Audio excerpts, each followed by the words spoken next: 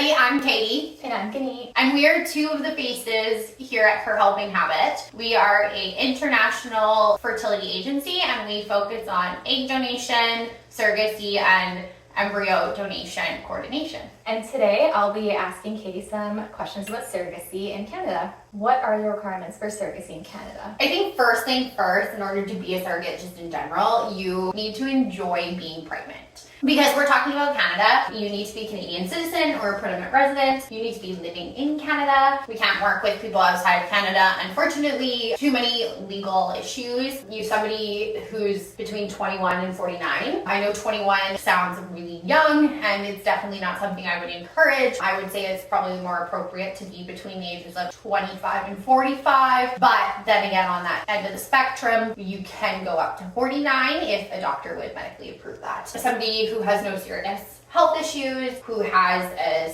stable home, somebody with support. You can't be doing this alone. Definitely going to need a support system of some kind. If you don't have a partner, hopefully you've got good family and friends. If not, co-workers. You need to have at least one solid support person going through a surrogacy journey. Right. Somebody who is willing to have repeated blood work done, because there's lots of tests throughout not only the pregnancy but just the screening phase to become a surrogate. No abuse of drugs, alcohol. Obviously, I mean, that should go without speaking, but just in case. In terms of drugs and alcohol, your life can change. So that's not to say somebody who has no history. Just at Her Helping Habit, we want someone who's abstained for at least 3 years, if not longer, but minimum of 3 years to show us that you got your shit together and you're able to take on something like this. Because surrogacy is not only physically demanding, but emotionally demanding. So gotta be strong.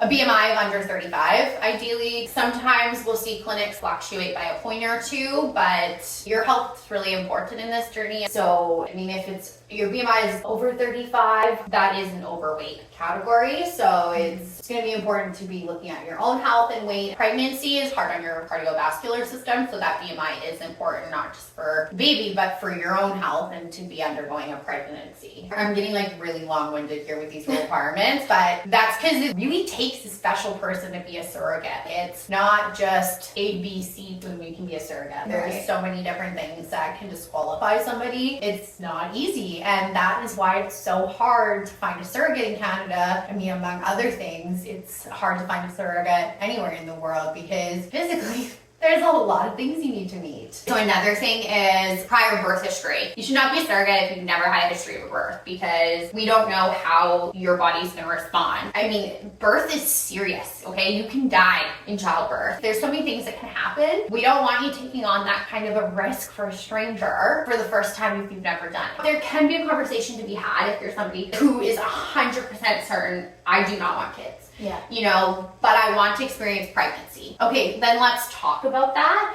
But I would say on average, the typical person, if you've not given birth before, you're not going to be a candidate for surrogacy, and that's just for your own health. Yeah. To be a surrogate, you've got to be a non-smoker. Again, I think that's one of those like obvious things, but not necessarily always obvious. And no history of clinical depression or other psychiatric disorders. There could be exceptions made for like postpartum anxiety or depression. We want people who have a positive outlook on life. Someone who's low drama, who's considerate of others, somebody who can be a good communicator. You have to be willing to take IVF medications. There's a lot of medications. I mean, there's just no scooting around it. It's kind of funny because I've been an egg donor before. I've never been a surrogate. I'm not a mom. Don't know really much about what pregnancy entails. I mean, pregnancy was tough. I'll tell you that. But the IVF meds, as a donor, I was like, oh my gosh, like I have to take 2 weeks of all these stims, and you know, I thought that was a nightmare. But then I didn't realize until later on, having talked to some surrogates, that in order to go through a transfer to, you know, receive the embryo, surrogates actually have way more injections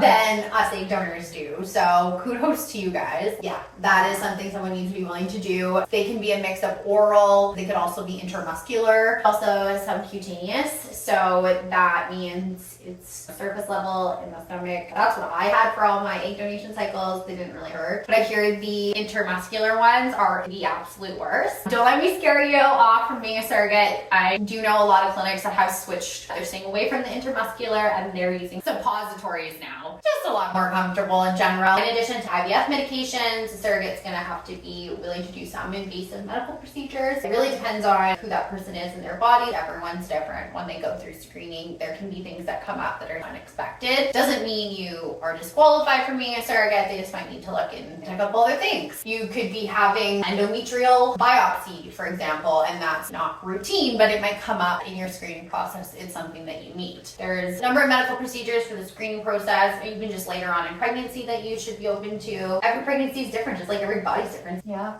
that's true. That's why it's going to be important to have a pregnancy history so we know how your body generally responds and how you're going to be able to handle those types of things. Being able to travel to the fertility clinic, being available for phone appointments with lawyers, your agency if you're using one, psychologist. There's a lot of time involved in being a surrogate, so being open to that would be important. Yeah, I think that's kind of my long list of what the requirements entail in Canada to be a surrogate. All right, so next question is, how are surrogates compensated in Canada? So surrogates are not compensated in Canada, actually. Canada abides by a altruistic model. So what that means is surrogates can be reimbursed, not compensated, for various expenses that they might incur throughout the process. So I think the biggest one that eats up a lot of reimbursement is lost wages. You need to take off time from your job to go to an ultrasound appointment that's required during a pregnancy. That's not fair for you to have to use a personal day or a vacation day and eat that up. That is something that would be reimbursed to you. In lieu, you would just take an unpaid day at work. You would submit your hours or your time to your IP, maybe your agency if they're involved. Just to clarify, not all agencies handle reimbursements, so that could still be something directly that you're doing. Just because surrogates are not compensated is not to be mistaken for surrogates are free, because surrogacy is still expensive. In countries where surrogacy is compensated, it is ultra expensive, but in Canada, surrogacy is still expensive. You're looking at anywhere from $70,000 to $100,000 plus dollars to pursue a surrogacy journey in Canada. And that's where we're not compensated, because there's still so many things that come up. Like, it shouldn't be a hit to me if I'm a surrogate. They're reimbursable items. So some things that could be reimbursed in Canada, for example, are lost wages, childcare, maternity clothing, anything health and fitness related. So like a gym membership, acupuncture appointments, massage therapy, animal care, housekeeping, snow shoveling service if you live in Canada in a freezing cold area that gets 10 feet of snow or more on a regular basis. You don't want to be out there shoveling when you're pregnant, okay? Groceries, that's a really good expense. You're eating more when you're pregnant, so your grocery expenses can be written off for yourself and your family a lot of the time. It's just too tedious to take your receipt and percentage it up. How much am I as the surrogate eating out of my entire family? I know there's some people who maybe want to do it that way and each to their own, but in my opinion, no, that's just tedious. I think we should be just so thankful and grateful for these women that are helping us as surrogates. You know, if you're giving me your grocery bill and it's $600, whatever, I am happy to reimburse that. And if you are someone who wants to just separate your groceries at the till and, you know, hand me a receipt for $200 and be like, I think this is my portion of what I'm eating, then that's fine too. You're entitled to these expenses, so I think there's nothing wrong with claiming them, because we're not one of those countries where you can be compensated. I don't know any intended parent who's going to be like, no, I don't want to help you out with that. These surrogacy journeys really go to show humanity, and this is where we can see the good side of it. Yeah, because the parents are so happy to have something in their lives forever, so they have to be grateful. It just changes you forever. Yeah. Do you remember yourself before your daughter? It's so hard to remember who I was before her, but I'm like always so thankful to have her in my life, because ever since I've had her, not a day has gone by where I don't smile or laugh because of her. Yeah, see, and that's the thing, when like I've been a nanny, I still continue to part-time do some nannying because kids make me so happy, and the joy and the laughter. Yeah, you're right. It's hard to be sad around kids. Yeah. So that's why we do what we do here too. We just want to make people happy, and those people who really deserve to be parents. What expenses are covered for surrogates in Canada? You can be reimbursed for any expense that is justifiably related to your surrogacy journey. Something that's very simple to understand is maternity clothes. You need those. Something that's maybe more of a gray area is your phone bill. Well, you need your phone bill to be able to contact the clinic, the doctor, your intended parents. You're going to want to be in close contact, obviously, the entire duration of the pregnancy, before and postpartum, right? If you lose access to your phone, that would be an absolute nightmare. So that is an expense that some people would submit for reimbursement because they're entitled to it. Other people are going to be like, I'm paying for my phone anyways, I don't need to be reimbursed for that. What kind of medical and psychological screenings are required? So to become a surrogate, there's clinical screening at the clinic. So that entails a sonohystogram, transvaginal ultrasound, infectious disease screening, so that's blood work, and a meeting with the doctor. So you're gonna have that face-to-face, chance to answer any questions, and then kind of move into what I just listed off. Your first medical appointment for being a surrogate is going to be flying or driving, I guess it depends where you live. You need to actually go to the fertility clinic where you are going to have the embryo transfer. So you're going to go there, you're going to meet the fertility doctor. They're going to do a transvaginal ultrasound. So that's just internally seeing your ovaries, your uterus, and then they're going to do a sonohystogram. So that is also transvaginal ultrasound, but they're going to inject some saline into the uterus, and that just gives them a better picture of your uterus, and any potential fibroids or anything else that could come up in there will be seen before embryo transfer, so that they're optimizing the chances for success when you do transfer that embryo. You would also have blood work done at that appointment. You're going to need an infectious disease panel. They're going to check some of their hormone levels, and then you're good to go. So that's your first medical appointment at the clinic. Then you can have a virtual meeting with a psychologist, or maybe that will be in person, but you need to have at least one meeting with a counselor who specializes in ideally surrogacy, but reproductive health, and then legal contracts are drawn up. This is all part of the screening process. You know, that might seem strange to create legal contracts in a screening process, but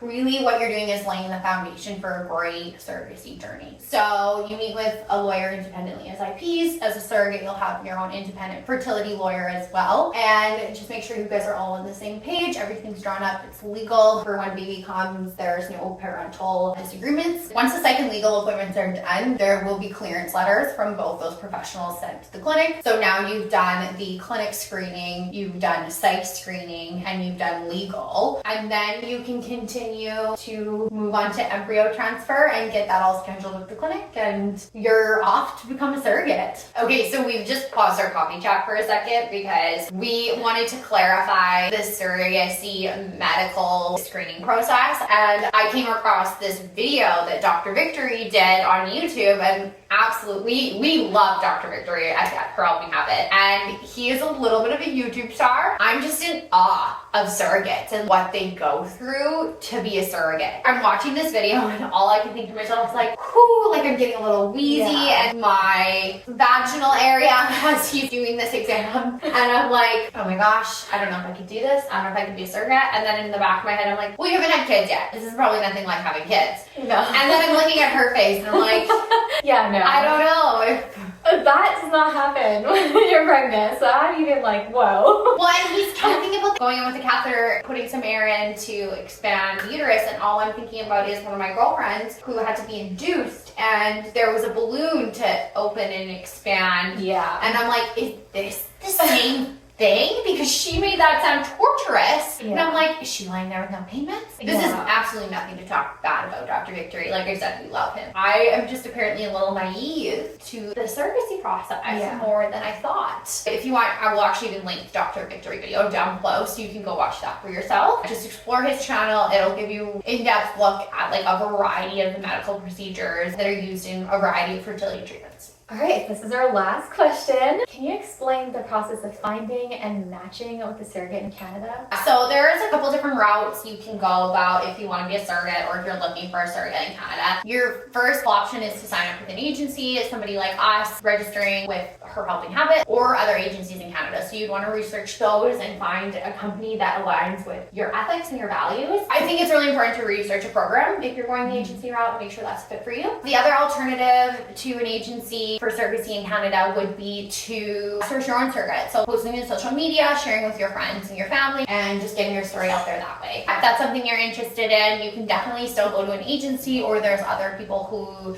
provide independent surrogacy advice. We do have what we call a DIY surrogacy program, and so that's for people who have met their surrogate outside of an agency, but who still want some support with the medical screening, the psych screening, the legal. There's so many stages before you get pregnant that somebody might want support with. So that is what we specialize in at Her Helping Habit. And then you'd also be connected with a support worker to follow you throughout your pregnancy. I find that when you do an independent journey, sometimes it can be awkward just having to talk about receipts, for example. I think that's the most awkward part, is being like, hey, can you reimburse me for this phone bill? And then being like, wouldn't you use your phone anyways? Yeah. And it's like, well, the Government of Canada website tells me I can be reimbursed for this. So those are conversations that you really need to have and make sure that you're aligned. When I'm saying you need to find somebody or an agency who aligns with your values and your ethics. So you're having those conversations either directly with your surrogate, or you're comfortable having them with your agent, consultant, support worker, whoever that is, depending on the agency you go with. We are very relationship-based at Her Helping Habits. So that's why we are called support workers. We're not just a consultant who's going to help you kind of like a one-off with advice. We do have a consulting program down here, but that is different than what I'm talking about. Our surrogacy program is not actually up on here yet because this is a newer program and this is an older poster. But our surrogacy program definitely falls in line with our egg donor coordination support program. I think those are like your biggest differences when you're looking at surrogacy programs in Canada. You're either going to try and find somebody on your own, and that would be considered an independent journey, or you're going to try and find somebody with the support of an agency, and that would be an agency supported journey. All right, thank you, Katie, for answering those questions, and thank you, everybody, for watching this video. If you have any more questions, leave it down in the comments below. We can make a part 2 answering those questions and have another coffee chat. Yeah, those were super fun. I would love to do it again. So let us know what you guys think, and maybe this will become a regular thing. And don't forget to subscribe. Stay in the love. Stay in the love.